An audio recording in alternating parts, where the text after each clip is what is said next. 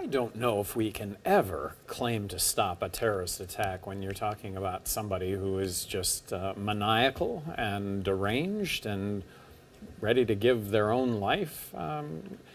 But there are things I think that perhaps could be done. And what I would really be curious to know is what did transpire between him and the FBI?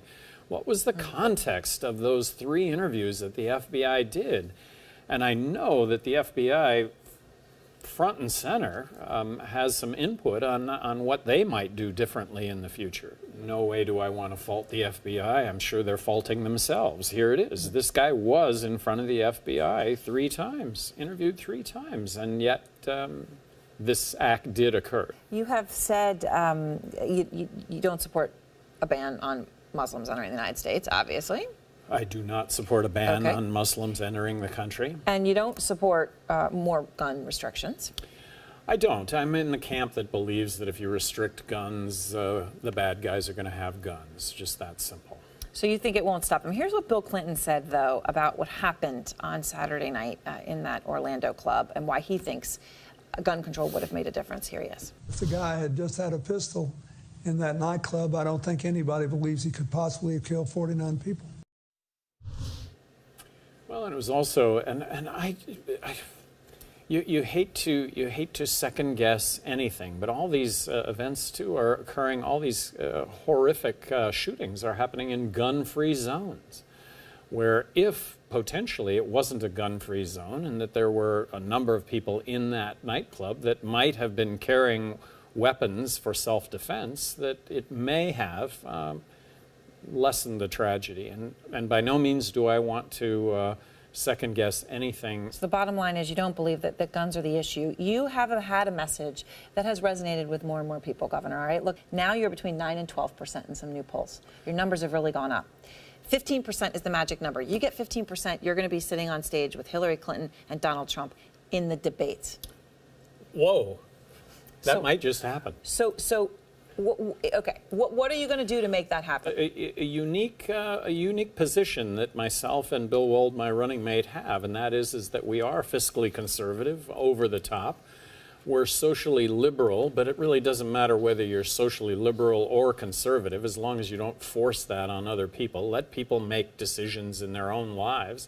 And then lastly, with regard to our military interventions, I think our military interventions have resulted in the world being less safe, not more safe. So what do you do if you don't get to 15%, if you're not on that debate stage? What's your strategy? Well, there's no way to win. There's no way to get elected President of the United States. And the only chance that I have of being elected is to be in the presidential debates.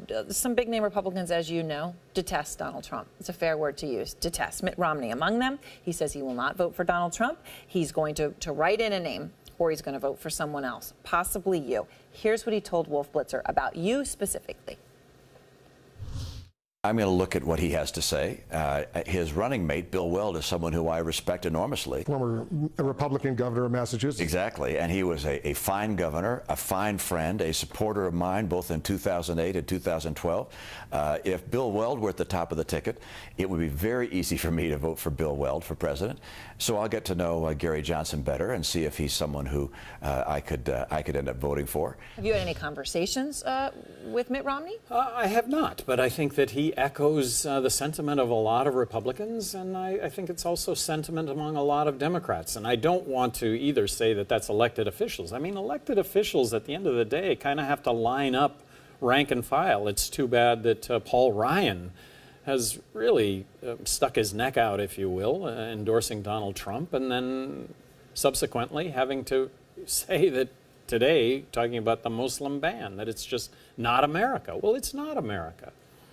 So what's interesting, though, with Paul Ryan, do you think that he would ever change his mind? That he'll ever say, no, my conscience does not speak for this, that he would ever change his mind, get on board with someone like you? Well, one of my strengths is that I tell the truth. And so when you tell the truth, you're able to admit mistakes. I make mistakes also, but I like to think that I fess up to them. So I think Paul Ryan has an opportunity here to say, look, I made a mistake. And I'm not saying that results in an endorsement of me, but come on. The statements that he's making, he's made 100 statements that would disqualify any other presidential candidate from running, and yet all you have to do is turn the page, and tomorrow it'll be 102. So Mitt Romney is looking at you, but he mentioned a big reason, though, Governor, that he's not sure about you. And that reason is your support for legalizing marijuana. A lot of your supporters, by the way, they love you for this. Your core group, there's a core that likes it. Sure. But someone like Mitt Romney, now that you have all of these very mainstream Republicans now looking around, he's nervous about it. And here's what he said. I think the legalization of marijuana on a recreational basis and legalization of drugs would be highly destructive to our coming generations and the work ethic of this country. I mean, marijuana makes people stupid. I would suggest that marijuana, from a medicinal standpoint, directly competes with legal prescription painkillers and drugs that statistically kill 100,000 people a year. There has not been one documented death due to marijuana. That's on the medical side. On the recreational side, I have always maintained that legalizing marijuana will lead to less overall substance abuse because it's so much safer than everything else that's out there, starting with alcohol. So the bottom line question, though, when he says it makes people stupid, do you agree with that or not agree with that? As someone who formerly used marijuana recreationally. I do not agree with that as someone who has used marijuana. I do not agree with that. All right. Well, Governor, thank you very much. I appreciate your time tonight. Oh, I appreciate yours. Thank you. Thank you.